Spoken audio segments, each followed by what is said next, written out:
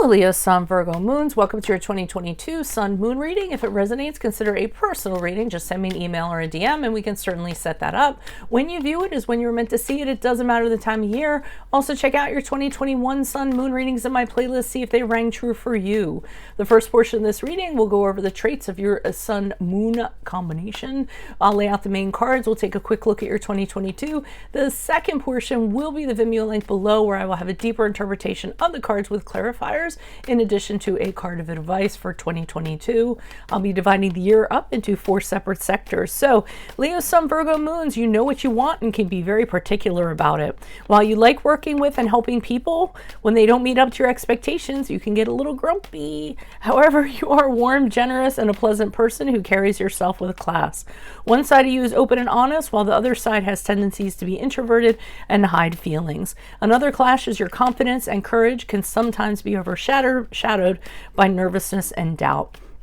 Having both organizational and creative abilities, you're an asset to any workplace. However, there is a push-pull within you because your Leo is playful and loves leisure, while your Virgo has a strong sense of duty and work ethic. You like for everything to be in its proper place, and when you're in a messy environment, you need to order it so that you can be productive. While you do appreciate acknowledgement for your efforts, you would like to receive it in an understated, respectful way. In relationships, you can go from being overly romantic to showy to expressing your love through acts of service. Often you will fuss over loved ones and address details that they often miss or don't think about. Although well-meaning, some might interpret this as a bit smothering or knowing what is in their best interest without acting first. So, Holy Spirit, angels, divine guides, universe, can you please provide your truth, your wisdom, your clarity, and your insight for Leo, Sun, Virgo, Moons for the year 2022? What do you see? What do they need to know to reach your higher ground, become closer to the universe and closer to divine through your messages? Any messages will be greatly appreciated, and we thank you. What do you see for January, February, March? Leo, Sun, Virgo, Moons, please. January, February, March. With the King of Pentacles in the upright. What do you see for April, May, June? We have the High Priestess in the reverse. If you skipped over the intro, go back and listen to it. I just explained what your Sun Moon combination was all about and how these readings will benefit you, or best benefit you. July, August, September, we have the Hermit card in the reversed. Your card of Virgo. What do you see for October, November, December? We have the Magician card in the upright. Thank God. Okay. So we start off in January. It seems like you're the king of the castle in terms of finances. You're in a really good place. I mean, the King of Pentacles is somebody who has standing in the community. He's very wealthy. He's financially secure. He's, successful. He's grounded. He has long-term stability. Could be a long-term relationship. So it seems like whatever you're in January, February, March isn't necessarily going anywhere. Could be a promotion you're getting, could be, that raise that you've been wanting, or just finally all your investing and everything you've done is finally paying off. Now I get concerned because I feel as though in April, May, June, you're going to be presented with something, and I don't think it's a good idea. I don't know if it's coming from a person. I don't know if a situation's being, offered to you.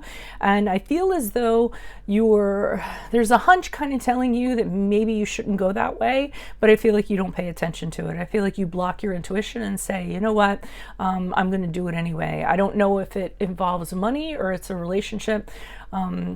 I did think that it was more in the practical sense, to tell you the truth, but I feel as though you're going to follow somebody's advice. It's going to be very bad advice if it is a person, or you're just going to not listen to that inner voice telling you don't go there, and you're going to kind of brush it off and say, oh, I'm just, making things up, or you're going to talk yourself out of it or something like that. And I feel as though you really shouldn't go that route in April, May, June, but we haven't pulled clarifiers on it yet, so I can't totally speak on that. Hermit card in reverse here in July, August, September. This is where I feel as though whatever happened here, what you're going to do is you're going to go into a period of isolation. I feel as though you're going to, I almost feel like it's licking your wounds. So I feel as though something kind of happened, and then you take yourself out of it and say, okay, that wasn't a good idea. I shouldn't have done that. So now I'm going to entirely take myself out of it.